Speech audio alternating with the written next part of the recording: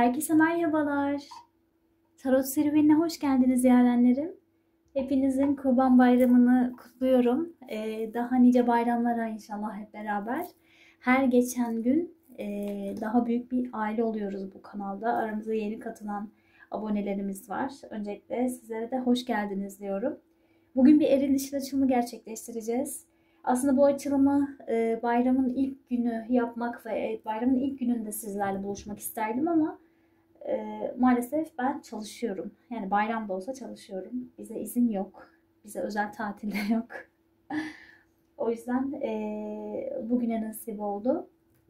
Şimdi bugün eril dişil şeklinde açılım yapacağız.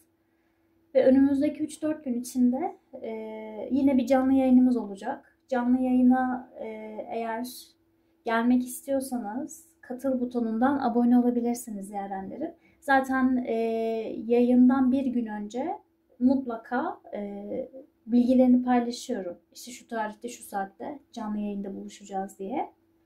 Bir de canlı yayını biliyorsunuz yeni getirdik kanala ve değişik formatlar uygulamak istiyordum orada ama şöyle bir şey oldu. Mesela kolektife bakım yaptıktan sonra işte sizden gelen sorulara yönelik kartlar çekeyim dedim. Hani tatlı çerez niteliğinde bir şey olsun istedim.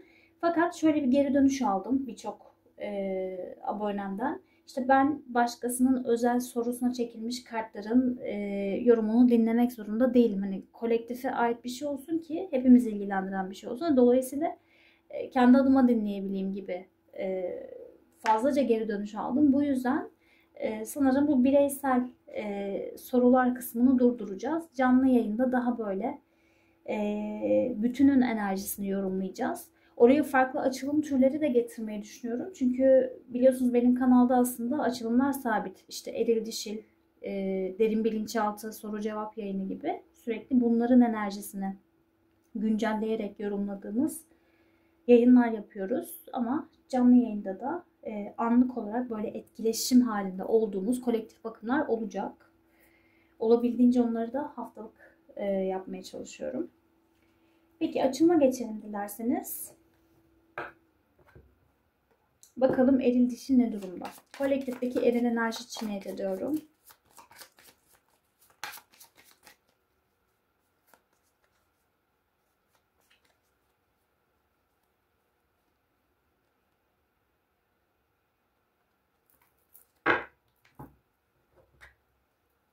Kolektifteki dişil enerji için niyet ediyorum.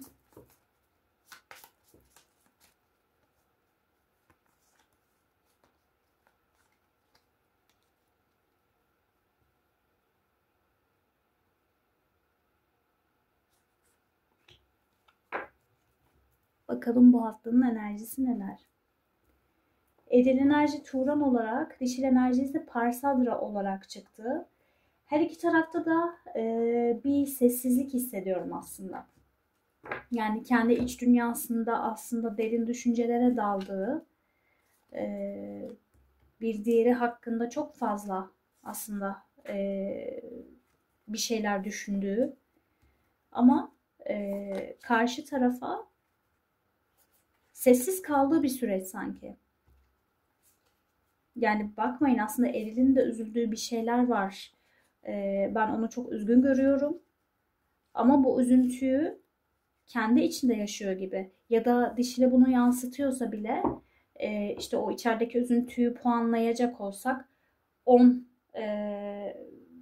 derecesindeyse dişile bunun sadece ikisini yansıtıyor. Geri kalan 8 kısmını içinde yaşıyor gibi söyleyeyim. Eril bayağı bir içine kapanmış bir süreçte gibi görünüyor. Dişil enerji ise Parsadra olarak geldi. Burada yani ben dişilin artık şey istediğini düşünüyorum. Hani birilerinin bir şeylerini artık tolere edebileceğim bir şeyim kalmadı. Hani sabrım kalmadı. Mümkünse artık böyle tam o uyumu ritmi yakaladığım, rezone olabildiğim partnerimle artık kavuşup devam etmek istiyorum. Yani bunun altını gördüğümde ben artık hani şey yapmak değil, idare etmek değil, üstünü kapatmak değil, olsun bir şekilde idare ederim gibi değil de eril enerjide görmek istedikleri var. Ve bu görmek istediği şeyleri yakalayamadığı noktada artık dişil enerji sanki o da içine kapanıyor. Sessizleşiyor. Yani Eril diyor ki ben artık karşımdaki insana laf anlatmak istemiyorum. Yani şunu şöyle olması lazım. Bu böyle ilerlemeliydi. Ya da senin şu durumda şöyle davranman daha makuldü gibi birilerine ders vermek istemiyorum ilişki içinde. Yani mümkünse karşımdaki bir bakışımdan, bir duruşumdan anlasın. Konuşmadan anlasın, artık sözler değil de gözler ya da hareketler, mimikler konuşsun. Öyle anlaşabildiğim, öyle uyumlu olabildiğim biriyle tamamlanmak istiyorum dediği bir noktada. Ya ben burada iki kişinin birbirine karşı gerçekten kendi kafasının içinde çok fazla düşünce olduğunu düşünüyorum. Yani zihin karmaşası var. Peki bakalım açımda neler çıkacak? Evrensel enerji kartları çekmedik. Onu da bir çekelim. Herkes kendi güncel hayatında neyle meşgul? Onu söylesin bize. Eril enerji, dişil enerji. Eril enerji için dedi ki Şems, güç, başarı, aydınlanma, pozitiflik, ego ve baba figürü dedi. Eril enerjinin kendi babalığı gündem olduğu bir süreç geçiriyor olabilir. Ya da kendisi baba değilse onun kendi babasıyla alakalı bir gündemi olabilir. Onun dışında aslında yıldızının parladığı bir dönemden geçtiğini söyledi. Şu sıralar özellikle maddi konularda ya da iş konusunda gücü, başarıyı ele almak istediği ve hırslandığı bir süreçte gibi görünüyor yarenlerim. Bir de şu sıralar her ne yaparsa çok fazla gün ışığına çıkıyor. Yani iyi bir şey de yapsa konuşuluyor, kötü bir şey de yapsa konuşuluyor. Çevresi tarafından her şeyin fazlaca görünür olduğu bir süreçte. Peki bakalım dişil enerjiye ne dedi? Regulus yani Regulus geldi. Demiş ki şans, fırsat, popülerite, yıldızının parlaması, güç ve istikrar. Burada dişilin de elinden altta kalır bir yanı yok. Yine dişil de şu sıralar çevresi tarafından çokça fark edildiği, popülaritesinin arttığı, dikkat çektiği bir süreçte gibi görünüyor. Bir de yarenlerim son zamanlardaki en şanslı dönemindesiniz gibi görünüyor. Kart bize öyle bir mesaj verdi. Peki bakalım açımda neler çıkacak.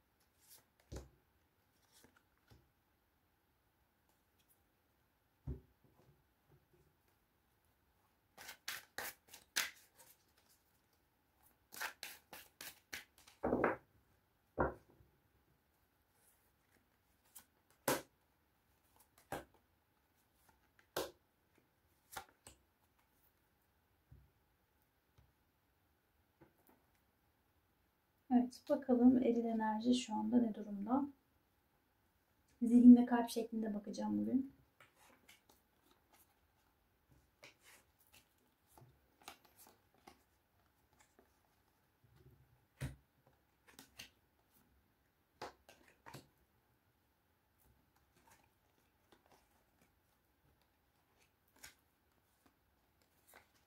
Bakın düşünme kartı geldi. Yani zihnin çok yoğun olduğunu söylemiştik.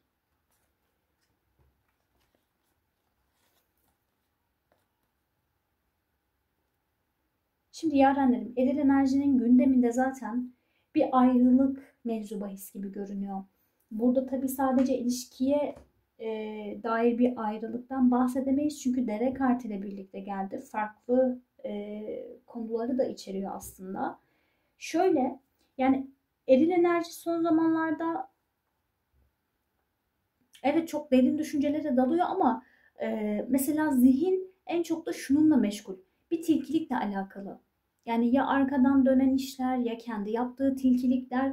Ama burada e, eğrisiyle doğrusuyla her şeyi aslında derin detay düşünüp değerlendirdiği bir dönemden geçiyor. Buraya hemen bir kart çekeceğim. Bu tilkiliği biraz daha açmak istiyorum. Yani bir uyanıklık var burada. Çıkarına göre hareket etmek gibi hissediyorum ben daha doğrusu. Kılıç yedilimiz de geldi. Kılıç üçlümüz de geldi. Hiç şaşmaz. Şöyle yarenlerim, bu noktada söyleyeceklerimiz siz lütfen kendi senaryonuza göre alın. Eril enerjinin burada aslında o zihin karmaşasını yaşarken, yani bu tilkilikleri falan düşünüp anlamaya, kavramaya çalışırken ya da bu konuda bir aydınlanma yaşamak istiyor, bu konuyu bir açıklığa kavuşturmak istiyor. Beklediği bir şeyler var. Bu beklediği şeyler sanki buradaki olayın, buradaki o kaotik, o tilkiliğin mevzu bahis olduğu durumun çözülmesini beklemek gibi. Ve kılıç üçlüsüyle birlikte geldi. Bir de parası. Burada bana diyor ki kart, Peri aslında eril enerjinin zihninde bu yoğun olarak dolaşan düşünceler ve aydınlanmak istediği konu şununla alakalı. Üçüncü kişilerle ilgili burada bir blokaj görünüyor yarenlerim. Yani bir şekilde özellikle onun çevresinden gelen bir üçüncü kişi engeli var ve bu kişi dolayısıyla bir takım tilkiliklere başvurmuş olabilir. Biraz yalanlar söylemek zorunda kalmış olabilir dişile karşı ya da burada artık her ne yaşadıysanız. Ya da bir üçüncü kişi engeliniz yoksa bile öyle derin yaralar aldığınız bir sancılı süreç geçirmişsiniz ki belki de sizi ayrılığa kadar sürükledi ve bir iz bıraktı. O acı ikinizin de üzerinde bir iz bıraktı. Dolayısıyla eril enerji aslında buradaki bu ızdırap veren konudan kurtulmak istiyor. Bu konuyu bir açıklığa kavuşturmak istiyor. Yani herhangi bir sebep olabilir bu. Üçüncü kişi engeli ya da dediğim gibi derin bir kalp acısı. Yani bir şekilde eril enerji bu konuyu geçiştirebilmek ya da idare edebilmek için tilkiliğe başvurmuş gibi görünüyor. Yani uyanıklık yapmış biraz. Ama bu konudan ve bu olay karşısındaki davranış tutumundan kendisi de rahatsız görünüyor. Bu yüzden bu konunun zihninde sanki muhakemesini yapıyor ve açıklığa kavuşturmak istiyor gibi görünüyor. Güneş, ayrılık ve deve. Ben burada çok farklı ihtimaller hissediyorum. O yüzden tek tek hepsini sayacağım. Siz uyan şekilde alın yarenlerim. Evet bir ayrılık verdi ama bu sadece ilişkinin bitmesi değil. Şu da olabilir. Mesela eril enerjinin hayatındaki düzen değişikliğini istediği şekilde yapabilmesi için bir yerden ayrılması ya da bir durumdan çıkması gerekiyor ya da birinden kopması gerekiyor. Burada güneş kartıyla birlikte geldi. Yani burada öyle bir uzaklaşma yaşamalı ki hayatını yeniden yazmasına sağlayacak bir uzaklaşma ya da birinden ayrılma, bir durumu ardında bırakma gibi de alabiliriz. Ve hayatını yeniden yazacağı bir devrim niteliğinde aslında bu ayrılık meselesi. Ya da şöyle alabiliriz. Evet, ilişkiyle alakalı bir ayrılıksa bu ayrılık sürecinde özellikle çok fazla kendini düşünmeye sevk ettiği, yalnızlığına ve kabuğuna çekildiğinde bu ayrılığın aslında ona göremediği pek çok şeyi gösterdiği ve güneş, bakın pozitiflik ne dedik güneş için? Aslında her şeyi aydınlatmak, açığa kavuşturmak ve eril enerji böyle bir süreç geçiriyor aslında. Yani burada bahsettiğimiz o devrim niteliğindeki değişim eril enerjinin ilişkiye bakış açısıyla alakalı da olabilir. Onun dışında başka bir ihtimal var mı burada söyleyebileceğim? Yok. Yani ya fiziksel olarak hayatıyla alakalı büyük bir değişim ya da ilişkide bir kopma süreci yaşanmış ve bu süreç akabinde eril enerji gerçekten ciddi bir aydınlanma yaşıyor. Hatta bakın akabindeki kart bize diyor ki imparator ve ağaç, yani ben artık ne istediğimi bilir bir hale geliyorum ve artık sağlıklı kararlar almak istiyorum. Yani benim özüm aslında şurada yaptıklarım değil. Şuradakileri belki de istemeden yaptım, çok sıkıştığım için yaptım, durumu idare etmeye çalıştım ama benim özüm o değil, bu diyor aslında. Yani orada bir vicdan muhasebesi var eril enerji için. Hatta Turan geldi ve dedik ki Turan içinde, burada eril enerji bir şeye üzülüyor ve çok içine atıyor, kendi içinde yaşıyor o üzüntüyü demiştik.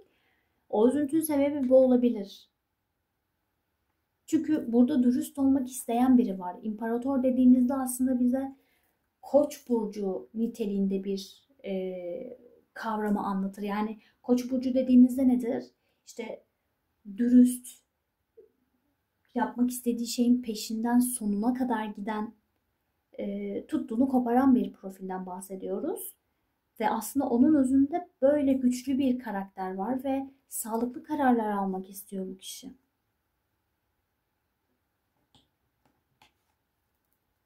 Ölüm ve Selena. Yani bu kişinin değişimi aslında üzüntüyle yaşanıyor. Yani belki de başından bunca şey geçmese, bu kadar kederlenmese, üzülmese bir türlü aslında gelmesi gerektiği yere varamayacak. Yani böyledir maalesef bu dünya şartlarında. Acıyla kavruluruz, pişeriz. Yandıkça böyle demleniriz. Daha böyle özümüze ulaşırız, olgunlaşırız. Sanki bu da eril enerjinin pişme süreci gibi. Yani şu anda yaşadığı olaylar ona bir üzüntü yaşatıyor. Yalnız kaldıkça kederleniyor. Dalıp dalıp gidiyor belki de. Bir şeyleri kendi içinde yaşıyor şu anda o. Ve bu onun pişme süreci gibi. Günün sonunda olgunlaşan ve dönüşen bir eril enerji göreceğiz. Ve burada bir bitişin ardından büyük bir üzüntü ve kederi söylüyor aslında.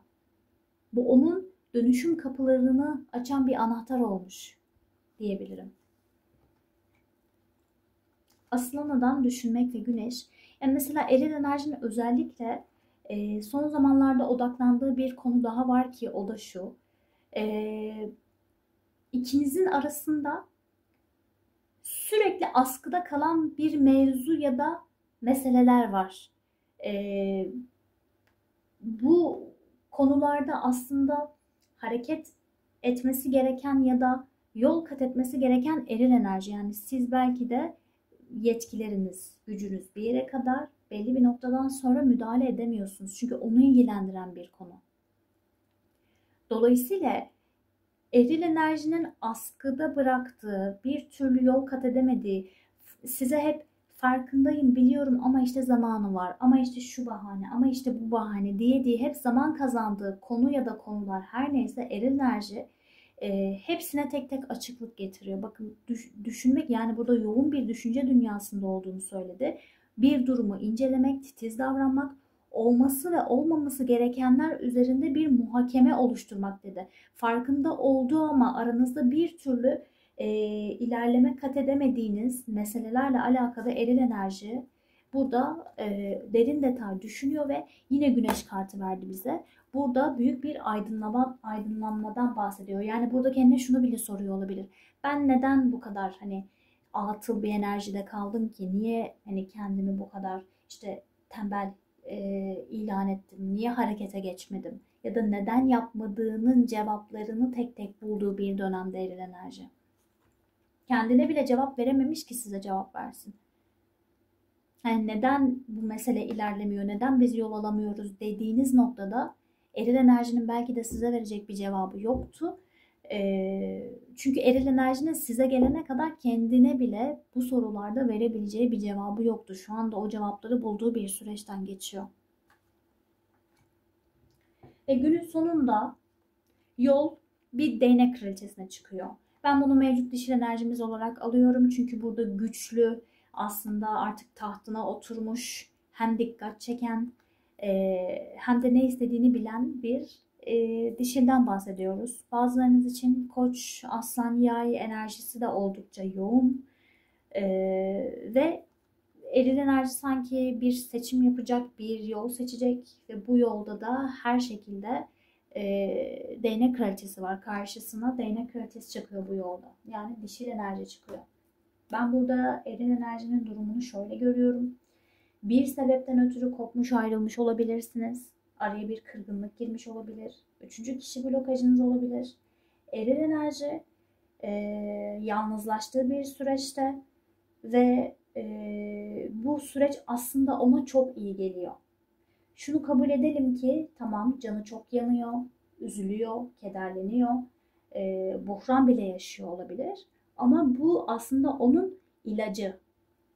Onun bu ruhsal hastalığına bahşedilen bir ilaç aslında. O şu anda kendi derdinin içinde derman bulduğu bir süreçte. Ve birçok şeyin cevabını bularak geldiğinde eril enerji çok daha sağlıklı bir şey yaşayacak. Bakın ağaç kartı bütün köklerin sağlamlaştığı ve sağlıklı kararların alındığı bir duruma taşıyor kendini. Level atlıyor yani. Ya da aranızda bir ayrılık yoksa bile bu şu da olabilir. Yani bir sebepten eril enerji size biraz ikili oynadı. Yani hep durumu idare etmeye çalıştı. Böyle bir şeylerin üstünü örttü. Bazen beyaz yalanlara bile kaçtı. Ama bu durumdan o da rahatsız ve sanki bir şeyi, birini ardında bırakarak hayatıyla alakalı çok radikal bir karar alacak gibi görünüyor. Bu da onun düzenini, yaşam biçimini, hayata bakış açısını bile yeni baştan yazacağı anlamına geliyor. Peki bakalım dişil enerji.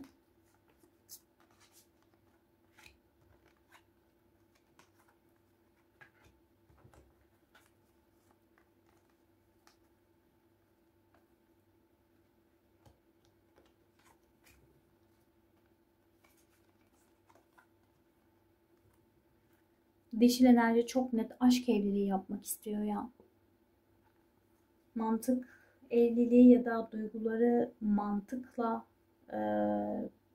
ilerletmek ya da seçimleri mantığa göre yapmak bu konularda bana göre değil diyor dişil enerji.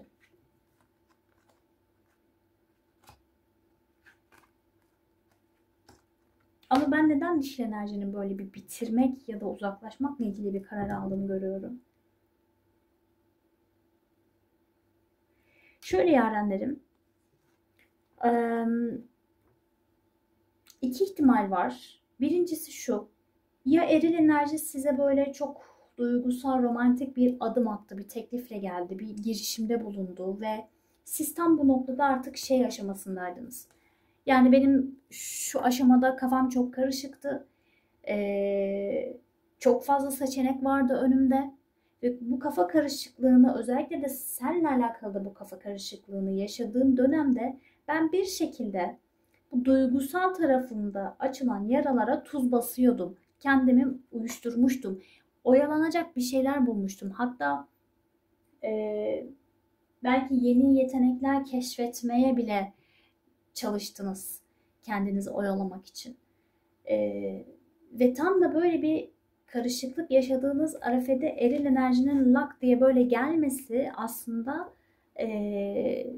sizi biraz kötü etmiş görünüyor. Yani ben bunu beklemiyordum. Çünkü daha öncesinde hiç böyle adımlar atmadım ben böyle dönemler geçirirken. Şimdi sen böyle geldin ama bu sefer benim canım çok yanıyor. Çünkü ben senin bu halini böyle görebilmek için çok bekledim. Tam da artık umudumu yitirdiğim noktada gelmiş karşıma böyle bir duruş sergiliyorsun. Bu benim çok canımı acıtıyor dediğiniz bir süreç geçirmişsiniz ya da bir diğer ihtimal yarenlerim. Bu adım eril enerjiden hiç gelmedi. Bir teklifte bulunmadı. Ama siz o kadar uzun zaman onun böyle gelmesini, tam anlamıyla o aidiyet duygusunu size hissettirmesini istediniz ki belki de bu uğurda çok zaman harcadınız. Ve hiçbir şekilde kafanızı bile kaldırmadınız hiç kimselere. O yokken bile. O yokken bile belki ona sadık kalmaya çalıştınız. Ve burada artık kart bana diyor ki bekle bekle bekle. Nereye kadar? Yani ben acı çekiyorum. Hani zihinde fark ettiğiniz böyle bir durum var. Hani kendinize şöyle bir baktığınızda diyorsunuz ki ben seni beklerken aslında kendime işkence ediyormuşum. Bu işkenceyi artık benim bitirmem ve bir son vermem lazım dediğiniz bir kırılma yaşıyorsunuz. Bu noktada da büyük bir kafa karışıklığı, artık onu beklemekten vazgeçmek, umudunu yitirmek, farklı farklı seçeneklere yönlenmek. Bu sadece başka birini aramak ya da arayış içinde olmak değil. Hayatınızın farklı farklı alanlarında da sizi oyalayabilecek fırsatlar yakalamak. Dolayısıyla diyorsunuz ki yani onun uğrunda bu şekilde işkence çekip kendime zulmetmektense, çünkü burada bir acı var, yani hissettiğiniz bir sancı var. Böyle bir şey yaşamaktansa gideyim işte şu hobiyle ilgileneyim ya da yeni bir şeyler öğreneyim ya da işte işime odaklanayım gibi gibi. Burada zaten sizi oyalayabilecek birden fazla seçenek var. Dolayısıyla siz burada aslında kendinizi uyuşturuyorsunuz. Şurada büyük bir acı var, kanayan bir yara var. Sanki farklı bir şeyle oraya tampon yapıyorsunuz o kanayan yaraya.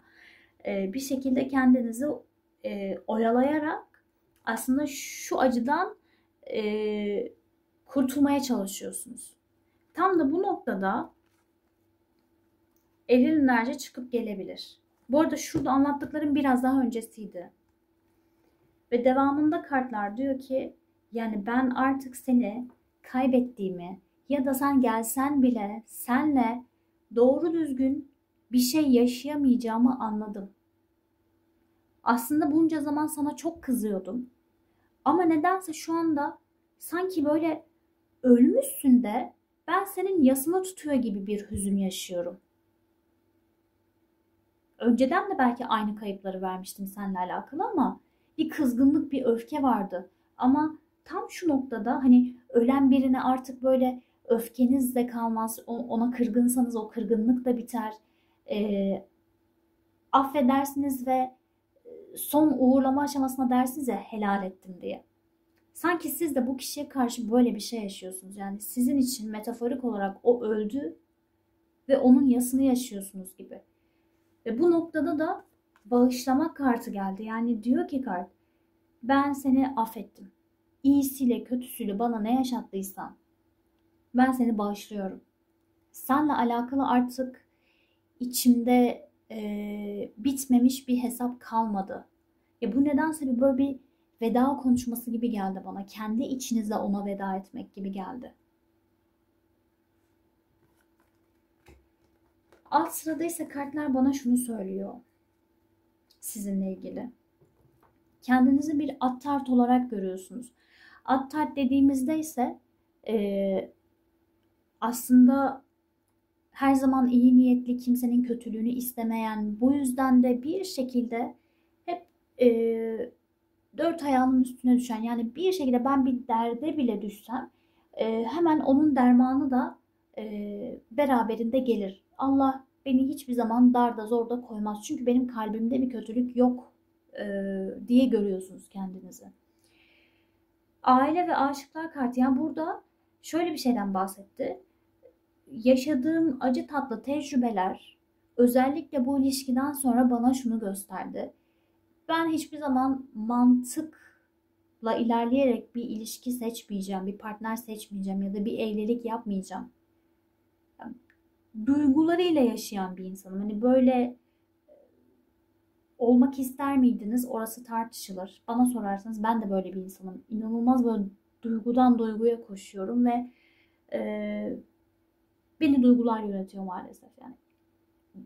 Bazen öyle anlar oluyor ki gerçekten mantıklı ilerlemek gerekiyor. Diyor ki böyle bir saçmalığı nasıl yaparım? Ama sonra dönüp bakıyorum.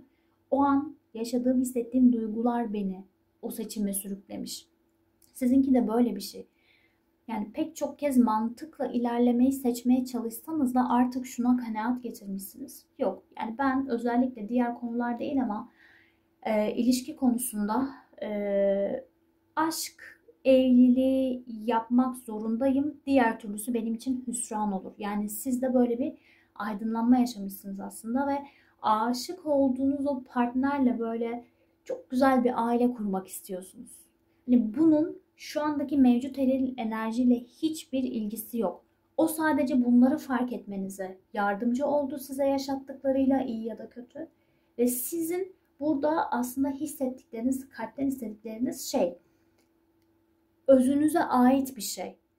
Yani A kişisi olur, B kişisi olur, C kişisi olur. Karşınızdakinin bir önemi yok. Sizin için ona aşık olmak ve bu aşkın karşılıklı olması ve onda geleceğinizi görebilmek. Bundan güzel aile babası olur, bundan güzel bir anne olur diyebileceğiniz partnerle aslında artık yuvanızı kurmak istiyorsunuz. Yani ben sizde şunu görüyorum. İşte konuşuyoruz bakalım. Görüşüyoruz bakalım gibi değil. Yani biriyle ilgileneceksem ya da hayatıma girecekse artık onu evlenilecek bir partner gözüyle seçeceğim gibi ya da ona göre seçiyorum gibi bir bakış açısı artık zaman kaybetmek istemiyorsunuz. Bir an önce o doğru kişiyle artık evliliğe evlenmek istediğiniz bir süreç. Yıldızlar ve kılıç altılısı. Ben burada şöyle bir şey görüyorum yarenlerim.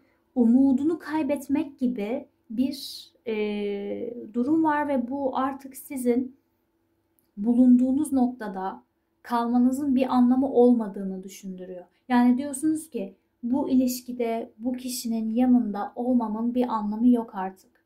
O yüzden ben yeni şeylere yelken açmalıyım ya. Burada yıldızlarla birlikte bana şeyi söylüyor kart aslında. Yeni dilekler, yeni umutlar, yeni seçimler. Hani hemen olmayacak şeyler belki ama uzun vadede sizi belki de daha iyi, daha mutlu hissettirebilecek fırsatlar var. Ve sanki siz bulunduğunuz konumda artık birileriyle ya da bir şeyleriyle, özellikle eril enerji de var bunun içinde, vedalaşarak belki fiziksel olmasa bile manevi olarak ruhen uzaklaşıyorsunuz. Ben burada sizin artık umudunuzun yitip gittiği ve sizin de uzaklaştığınız bir durum görüyorum. Değnek ikilisi ve mezar. Burada net bir bitişten bahsetti yarenlerim. Yani belki diyeceksiniz ki Peri neden böyle bir şey anlatıyorsun? Daha güzel bir şeyler duymak istiyordum. Kavuşmak, barışmak gibi mesela. Belki eril enerji bunun için çabalar bilemiyorum ama sizde net olarak bir bitiş enerjisi var. Kendinizle alakalı bir şeyleri bile kafanızda bitirip yenisini yazmak istediğiniz bir süreç aslında. Sadece eril enerji de değil, birçok konuda bir şeyleri bitirmek için net bir karar aldığınız bir süreç. Ve bu şey değil. Bugün bitirmek isteyip ya da tamamen bitirip bunu eyleme döküp işte aradan biraz zaman geçince ay özledim gel bir görüşelim, gel bir kavuşalım gibi bir şey değil. Yani burada çok keskin böyle altı dolu dolu bir bitirme kararı var. Ve bunu uygulayacaksınız da sadece düşüncede kalmayacak. Bunu eyleme de döküyorsunuz görünüyor yarenlerim. Peki bakalım.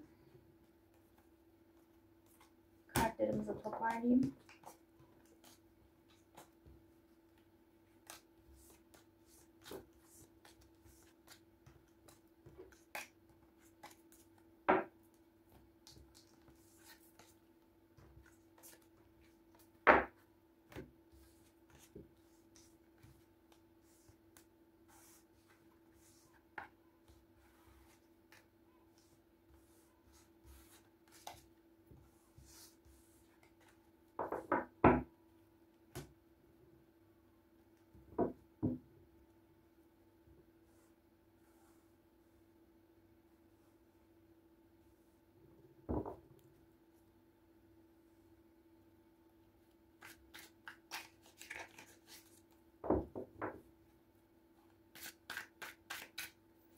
Gelecek kartı seçeceğim. Yakın zamanda erili ve dişili ne bekliyor?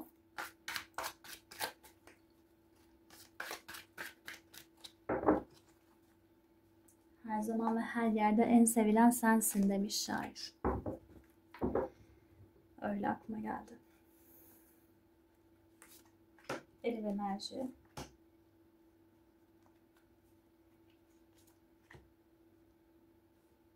Dişil enerji.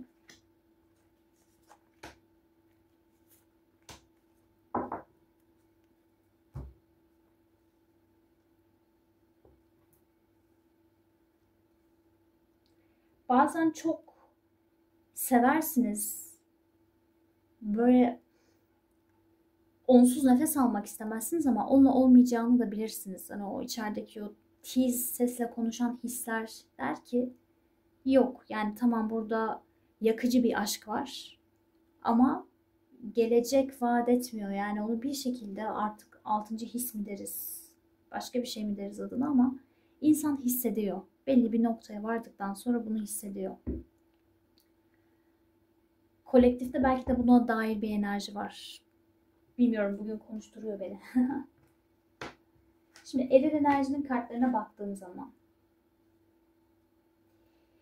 yoğun duygular yaşayan bir eril enerji var ilerleyen süreçte. Yine dibi görüyor aslında. Bir bitişle karşı karşıya ama bu bitiş tamamen bir bitiş. Ciddi, keskin bir bitiş. Bu dişil enerjinin uzaklaşma, bitirme kararı olabilir. Ama eril enerjinin burada dibi gördüğünü söyleyebilirim. Özellikle bunu öğrendikten sonra ya da bunu tamamen artık ciddi olarak yaşadıktan sonra bu artık onun dibi görmesi için son darbe. Yani yıkılıyor. Onu söyleyeyim. Gayet burada yıkıldığını söylüyor kartlar. Ve duygular çok yoğun ilerleyen süreçte eril enerjinin. Bir kupa kralına dönüşüyor.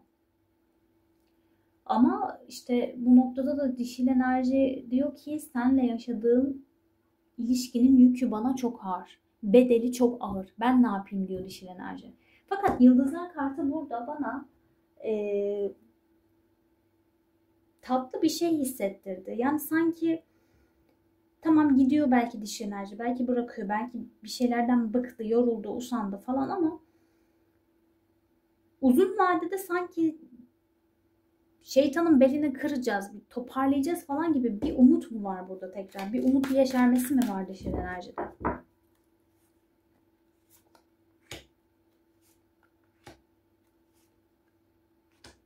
Yani yarenlerim, eril enerjinin şu duygusal olarak yoğunlaşması, ama burada öyle bir yoğunlaşma ki şey gibi, böyle o duyguları mükemmel seviyede yoğun hissediyor. Ve doğal olarak bunu dişile yansıtmak istediğinde dişil enerjide tam pes ettiği noktada ama bir böyle kafa karıştırıyor eril enerji.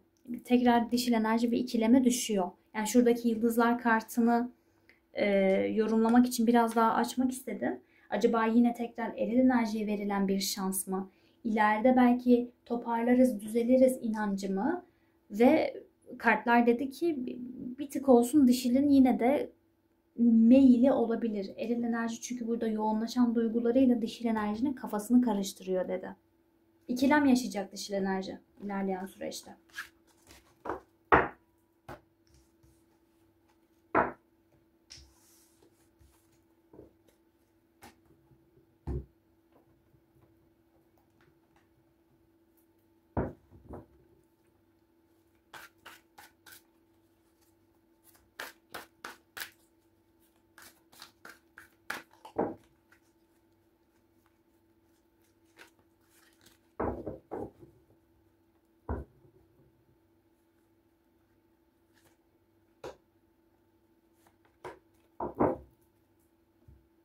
Bakalım melek kartlarımız eril enerjiye ne dedi? Su ikilisi geldi. Samimileşen bir ilişki, affedicilik, bir uzlaşmazlığın olumlu çözümü. Eril enerji burada bir şeyleri çözmek istiyor demek ki. Su ikilisi zaten kupa ikilisini aslında söylüyor bize. Dişil enerjiyle belki de daha samimileşen bir ilişki yaşamak istiyor. Beni affet diyor. Ve aramızdaki bu uyuşmazlık, anlaşmazlık son bulsun. Bunu bir şekilde çözelim diyor eril enerji. Daha ılımlı yaklaşmaya çalışıyor açıkçası. Dişil enerji ne diyor? Toprak onlusu geldi. Çok mutlu bir aile hayatı, finansal güvenlik, hayattaki küçük şeylerde büyü bulmak. Dişil enerji sanırım şöyle bir süreç geçirecek. Yani ben sen olmasan da kendimi oyalayacak bir şeyler buluyorum. Yani kendimi tatmin edebileceğim, doyurabileceğim başka şeylerim de var. Ben boş bir insan değilim diyor dişil enerji ve belki de eril enerjiye şöyle cümleler kuracak. Ben mutlu bir aile kurmak istiyorum. Yani huzurlu hissettiğim, güvende hissettiğim bir ailem olsun istiyorum. Seçtiğim ailemle artık ömrümün sonuna kadar kaygısız, şüphesiz bir hayat yaşamak istiyorum diyor dişil enerji. Ve bunu birebir erile bu şekilde söyleyebilir. Yani açık açık şunu söyleyebilir dişil enerji. Ben artık vakit kaybetmek istemiyorum. Ben artık evliliğe doğru ciddi kararlar almak istiyorum noktasına gelebilir. Bana bunu vaat edemiyorsan da benim zaten kendimi oyalayabileceğim başka şeylerim var. Onlarla meşgul olurum diyor dişil açıkçası. Açılım bu şekilde yarenlerim. Evrenin ve bütünün hayrına olmasını diliyorum. Sizleri çok seviyorum. Hoşça kalın.